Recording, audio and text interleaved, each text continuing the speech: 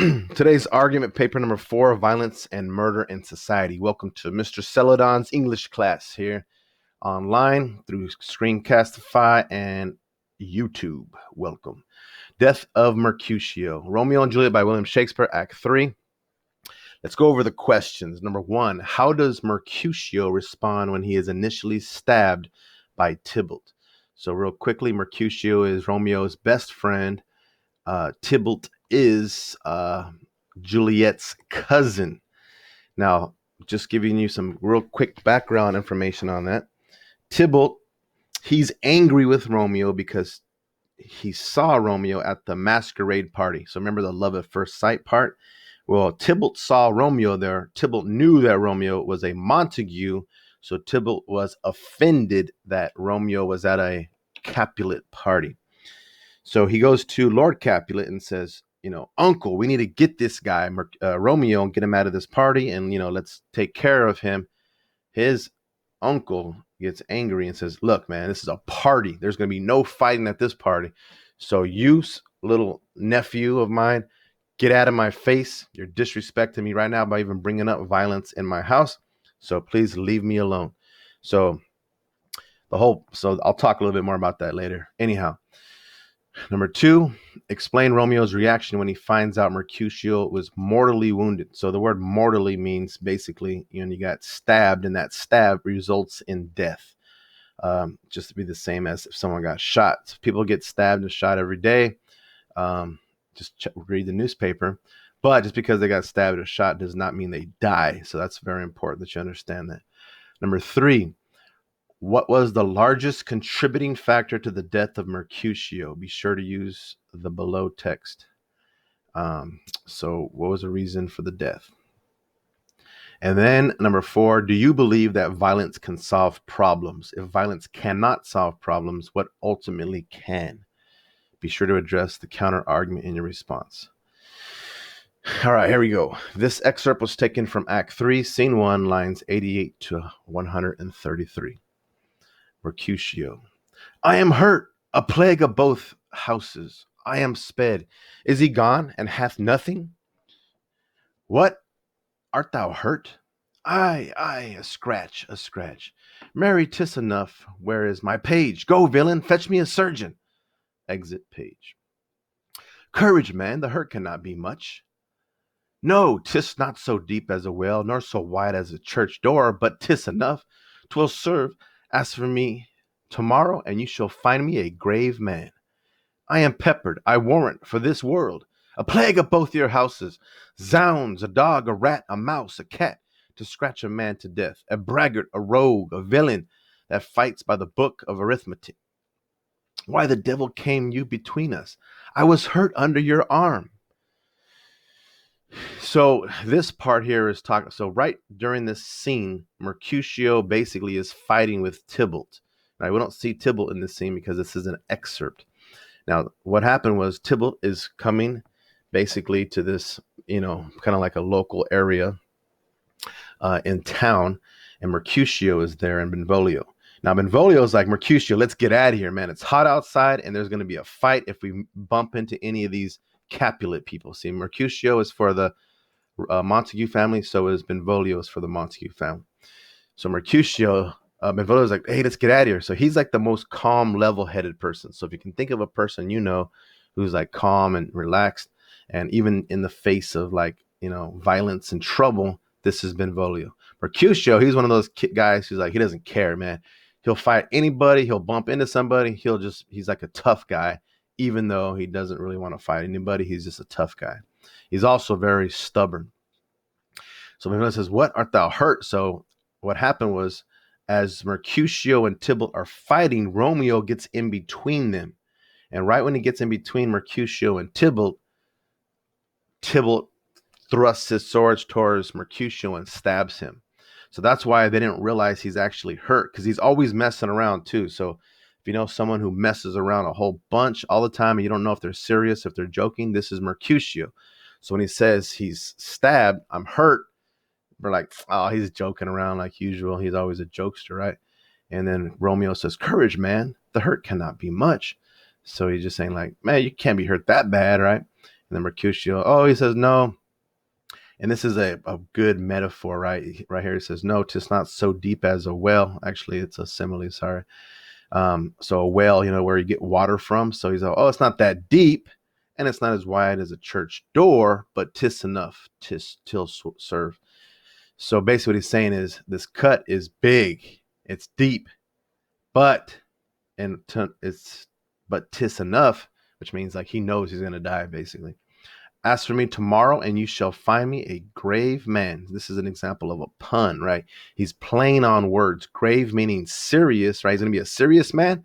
But why is he going to be a serious man? Because tomorrow he will be dead, right? So he knows he's dying and he's going to die. Then he says, a plague of both your houses. Both meaning the Montague and Capulet family. So they've been fighting so long that all these people are getting basically caught up in it. So he's saying, Mercutio is saying, I wouldn't even be dead right now if it wasn't for you Montague family, you Capulet family, who are always fighting. And because of you guys, now I'm going to be dead. And then he asks Romeo, why the devil? Like, why in the heck did you come between us, man? I was hurt under your arm. Then Romeo responds, I thought all for the best. So he's thinking like, I'm trying to break you guys up, not realizing that because he broke him up, Tybalt stabs him. Mercutio then says, help me into some house, Benvolio, or I shall faint. A plague of both your houses. So he's cursing these houses again, the Capulet and Montague houses, right? So you think about these people who are always fighting, who are always causing trouble. And then basically, like, for example, we talked last week about like, gangsters or gangs, and how like, there's a drive-by shooting, and then all of a sudden this little kid, innocent kid, gets shot, right? And it's like, that kid did not have to die, but it was because of the violence that's always happening between these two rival gangs that gets, these innocent people hurt. Romeo then responds, this gentleman, the prince's near ally, my very friend, hath got this mortal hurt. In my behalf, my reputation stained. With Tybalt's slander, Tybalt thou that an hour hath been my cousin. Oh, sweet Juliet. Okay, let me stop here for a second. So what happened is, in the previous scene, when we talked about Romeo going to see Friar Lawrence, Romeo has just married Juliet. So he says only an hour has he been married, and then all of a sudden his cousin Tybalt now. So this used to be his enemy, right? Which Romeo never saw Tybalt as an enemy, but Tybalt saw Romeo as an enemy. Why? Do you remember? Because Romeo came to the Capulet party and offended Tybalt just by being there. So Romeo didn't do anything, but his presence is what offended him.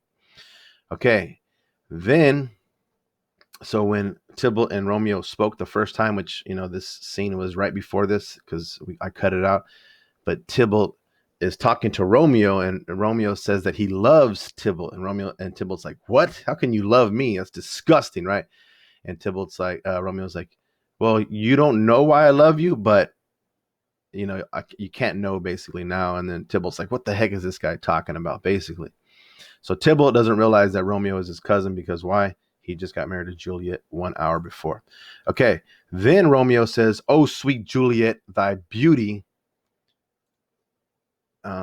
hath made me effeminate, and in my temper softened valor still. Now, this is a very sad quote in my eyes, because Romeo has an opportunity to just, man up and be a good cousin at this point, or friend to Mercutio. But what does he do right here? He blames Juliet for his weakness, right? He says, thy beauty hath made me effeminate. Effeminate means female-like, right? So have feminine qualities. So he's saying that Juliet's beauty has made him basically soft, right? So that's, if you talk to guys, what happens when they meet a girl and they're in love is a lot of times their toughness goes away. They're not the same person anymore. They're not as tough anymore. So Romeo is saying that Juliet has made him soft. So that's why I say sad, is because he's blaming someone when he shouldn't be blaming. But if you think about his age, he's a 16-year-old kid. And if you know yourself or some friends, they're always blaming somebody for what happens to them. Now, Benvolio says, oh, Romeo, brave Mercutio is dead. That gallant spirit hath aspired the clouds, which too untimely here did scorn the earth. So now Benvolio comes to Romeo with news that Mercutio is dead. Now, how does Romeo respond to this? So let me go back to how does Mercutio respond when he's initially stabbed by Tybalt?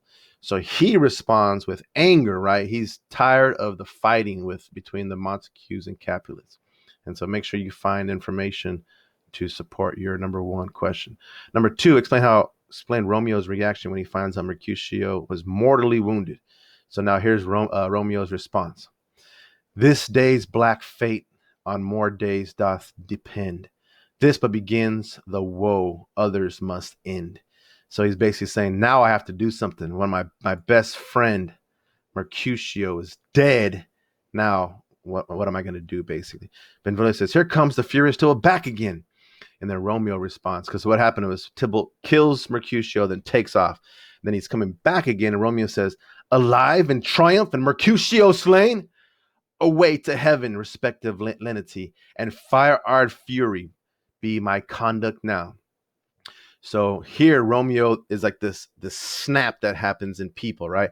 Where you can be peaceful, you can be calm, and all of a sudden you just like a switch turns on inside of you and you become like this animal essentially.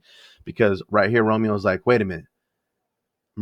Tybalt is walking around, he's alive, and he's all, happy that he just killed Mercutio.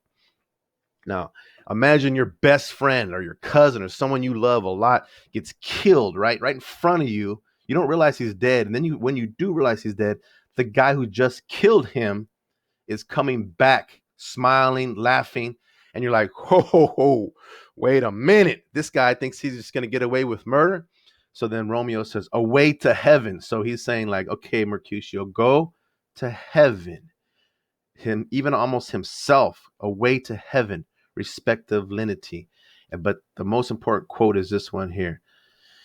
He says, and fire-eyed fury be my conduct now. So he's saying, basically, he's going to be have fury. Romeo is going to have fury inside of him. So re-enter Tybalt. Now, Tybalt, take the villain back again, that thou gave it to me. For Mercutio's soul is but a little way above our heads. Stain for thine to keep him company. Either thou or I or both must go with him. So Romeo is like, okay, you're back. And guess what? One of us is going to die to go with Mercutio's soul. One of us. He says either thou, which is either you, Tybalt, either me, Romeo, or both of us are going to die. But one of us is dying right now. So to have that kind of mentality at this point could be kind of scary if you think about it, like, something's going to happen.